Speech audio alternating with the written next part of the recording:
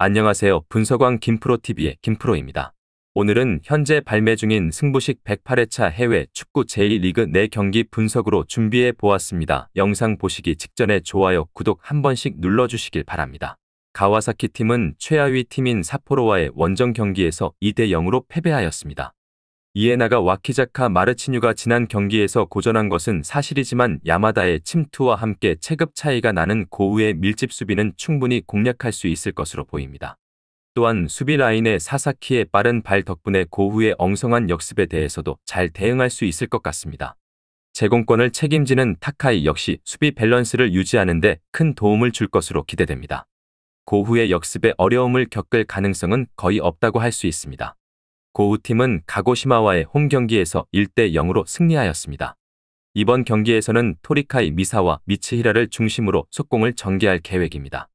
그러나 삼선의 기무라와 사토는 모두 다소 투박한 자원들이기 때문에 세밀한 역습은 기대하기 어려운 상황입니다. 그럼에도 불구하고 손 하야시다, 헤나티뉴의 백스리는 촘촘한 밀집 수비를 형성할 것으로 보입니다. 앞서 언급한 삼선 자원들과 함께 빈 공간을 허용하지 않는 수비를 선보일 것으로 기대되며 대량 실점은 피할 수 있을 것 같습니다. 가와사키의 경기가 일방적으로 진행될 것으로 예상됩니다.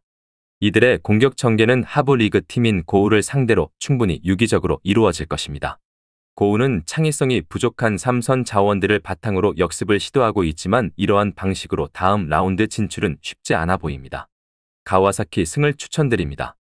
요코하마는 일본 1부 리그에서 상위 전력으로 손꼽히는 팀 중 하나로 많은 득점을 통해 하위권 팀들을 압도할 수 있는 공격력을 갖추고 있습니다. 요코하마는 내려앉는 수비를 가진 팀을 상대로는 효과적인 공략에 어려움을 겪습니다. 요코하마는 높은 수비 라인을 유지하며 공격에 나서지만 에두아르도의 넓은 커버 능력에 비해 하타나카, 마츠바라의 수비 안정감이 부족해 불안정한 모습을 보이고 있습니다. 컵 대회에서는 1군과 2군을 혼합한 라인업을 구상하는 경우가 많은데 주로 득점을 하는 로페즈, 엘버가 모두 출전하지 않을 가능성이 커 보입니다. 요코하마는 2진급 공격인 아장베, 우에니카의 활약이 보일지 불확실합니다. 삿포로는 이번 경기에서 최정예 전력을 투입할 가능성이 낮아 보입니다. 삿포로는 리그 순위가 낮은 상황에서 컵 대회에 주력을 쏟기에는 이유가 부족합니다. 최근 가와사키와의 경기에서 승리는 했지만 이 결과는 삿포로의 주전 선수들이 기여한 결과입니다. 삿포로는 이번 경기에서 바카요코, 스즈키를 포함한 1선 투톱으로 갈 가능성이 있지만 페트로비치 감독의 보수적인 전술 성향을 봤을 때 유연한 대응이 쉽지 않을 것으로 보입니다. 삿포로의 올 시즌 원정 14경기 중 2승을 하면서 경기력에 대한 신뢰도도 없는 상태입니다. 이번 경기는 삿포로가 이번 일정의 1군 자원들의 활용 여부에 따라 달라질 것으로 보입니다. 삿포로는 최근 좋은 경기력을 보였지만 이는 모두 주전 선수들이 이뤄낸 것이고 컵 대회에서 2진급 선수들로 경쟁하기에는 어려움이 있어 보입니다. 요코하마의 공격은 강력하지만 수비는 뚫기 힘들 것으로 보입니다. 요코마리 승을 추천드립니다. 니가타 팀은 마치다와의 홈 경기에서 0대 0으로 무승부를 기록하였습니다. 이번 경기에서도 하세가와와 다닐로의 개인 능력 또는 피츠제럴드의 롱패스를 활용하여 나가쿠라와 스즈키의 침투를 통해 득점을 노릴 계획입니다. 그러나 수비 라인을 낮게 형성하는 마치다를 상대로는 효과적인 공격 전개가 어려울 것으로 보입니다.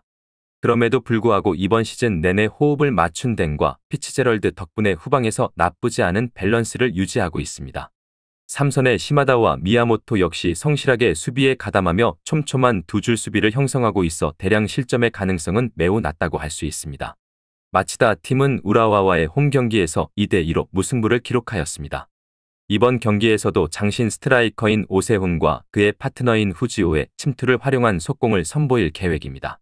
직전 경기에서 나상호와 오세훈 간의 시너지 효과가 발휘되었던 만큼 이번에도 충분히 찬스를 만들 수 있을 것으로 기대됩니다. 그러나 수비 라인을 낮게 형성하는 니가타를 상대로는 대량 득점이 쉽지 않을 것으로 보입니다.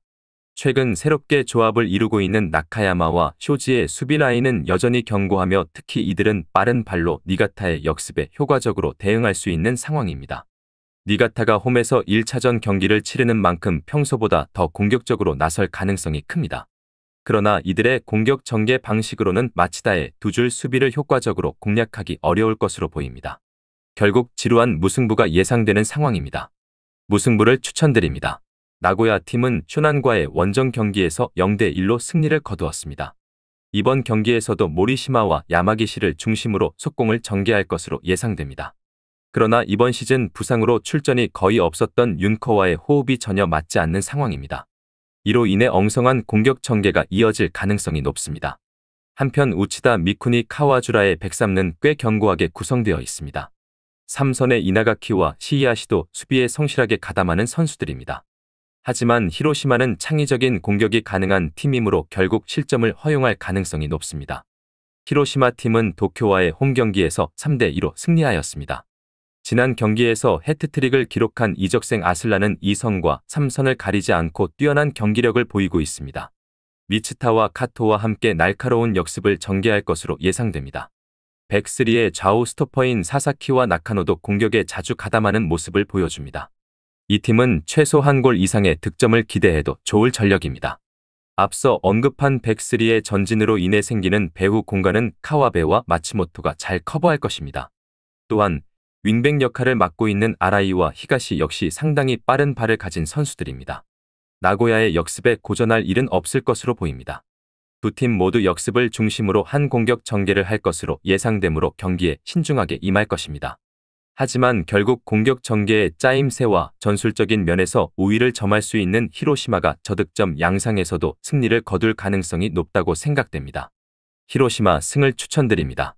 오늘 준비한 승부식 108회차 해외 축구 제1리그 4경기 분석은 여기까지입니다. 추가적인 선수들의 부상 현황 및 복귀 현황은 커뮤니티와 댓글을 통해서 공지할 예정이며 보시는 분석이 여러분들의 결정에 조금이나마 도움이 되었다면 구독과 좋아요 한 번씩 부탁드리도록 하겠습니다.